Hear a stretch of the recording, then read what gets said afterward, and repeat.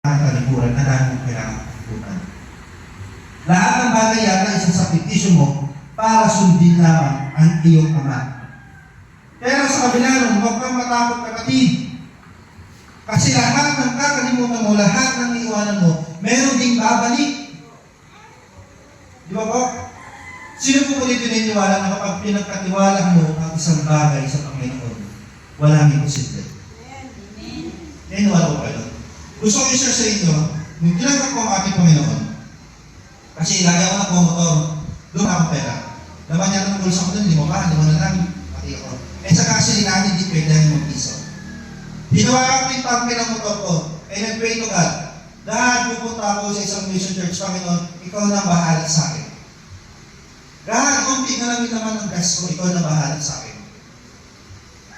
Yung panahon na mag-start ko ng motor ko, natatakot ako. Bakit? Baka tumirik ako, doon palang malaki. Palang titirik na ako. Kasi alam ko naman, parte yung motor ko. Pero yung gabi na dahil pinagkatiwala ko sa kanya, may tumawag sa akin. Kuya Rod, uwi ka na muna, bigyan ka ng panggas ni Mama. Without asking to my parents, sigla kang gumawa ng paraan para tugunan pwede pangangailangan ko.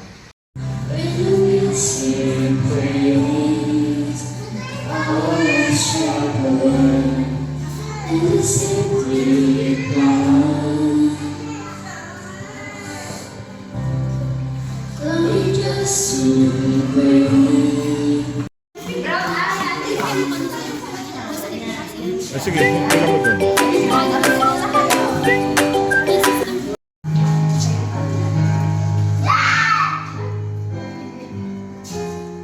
Dapat magpatakbo sa iyo. Ikaw ang magpapatakbo sa pera. Ito yung kinakatakot ko sa ating mga Panginoon, paano ko magagamitin ito. Kasi ayaw ko yung usaping pera na to. Actually, pinakita sa akin ng Panginoon na alam, tingnan mo din yung sarili mong buhay. Kung paano ka mamuhay. Sabi ko, bilang isang kabataan, nagsisimula, aminado, kuha mo ko sa pera. Di ba po? Kabataan, inuho, gusto kumala, gusto kumain ng pera, gusto ganyan.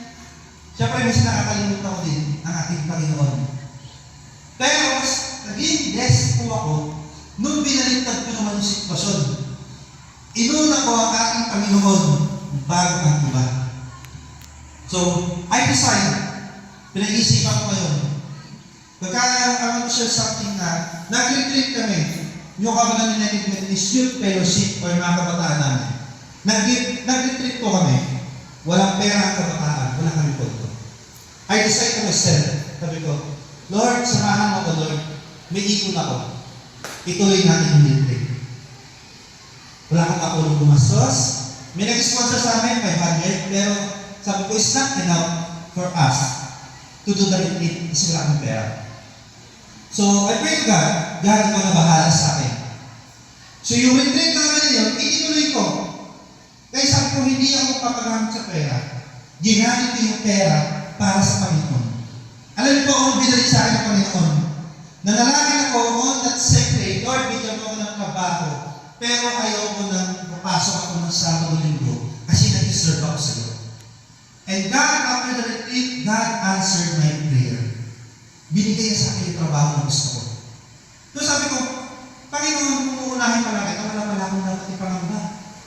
Amen. Panginoon,